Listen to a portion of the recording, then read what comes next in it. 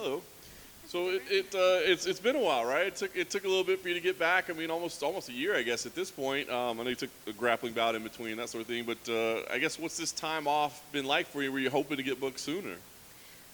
I've enjoyed the time.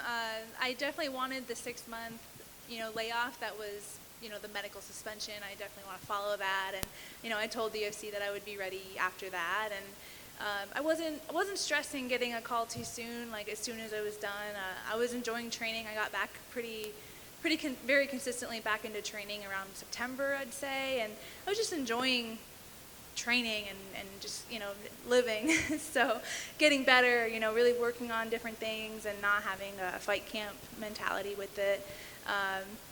And when I still wasn't getting called in January, February, I was like, well, I'm here, and I've reminded them, I'm ready whenever you guys are. But I understand that the division is not super stacked, and I was kind of curious who they were going to offer and this and that. So yeah, then it finally came, and May was the date. So almost a year. Yeah, no doubt.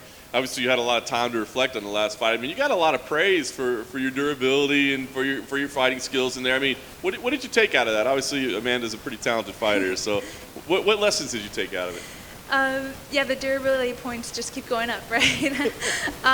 Yeah, Amanda's an amazing athlete, amazing fighter. She had an amazing night. She performed perfectly. She was definitely almost like in my head, like one step ahead of me the whole time. It was really crazy, and I could see that she was really feeling it. And so anyway, I take good things from that, of course. I can be hard on myself all I want, but really I'm lucky to have that experience with Amanda. I know, I can kind of draw from that. If you have hard training days or if I'm looking to fight, this weekend, it's like, and well, I have faced the best. I've already been in there with the best, so I don't think there's going to be a lot that I haven't seen either in a fight or in training, situations. So it's kind of like a good confidence booster that I can handle anything that gets thrown at me, and whether I win or lose, I'll be okay. It's going to be fine. So I was gonna say, I guess that kind of plays into perfectly like this fight scenario, right? Like changing opponent, kind of last minute. I mean, was there even any talk about it, or was it just like, I've been in there with the best, I don't care who you throw in there with me? There wasn't really like a question about it. It was like, she's out, she's in, if you want it, yes or no. So I was like, well, yeah, of course, I'm not going to say no. So I was, at first I was like, as long as I can keep the same date, I'm happy. Because last year I was in camp for 6 months. Like, it was a crazy long camp. It was really, definitely took a toll, So I was like, if I can keep my camp the same length, I'm going to peak at the right moment, I'm going to be happy. So, and then the opponent changed. I went from a specialist to a more well-rounded opponent, which I think actually is better for me. I feel well-rounded. I feel like now I can use more tools more freely, and I feel like with a higher level, well-rounded MMA fighter, I can shine better than with a specialist like how I had before. So I'm excited about it, and grateful to be here. Did you know much about it? I'm curious. Do you keep your eye on bantamweights? Because like I said, there's not a ton of featherweights, so maybe they'll come up. I mean, had you watched her game at all? Did you know anything about her, or did you have to scout her kind of on the fly?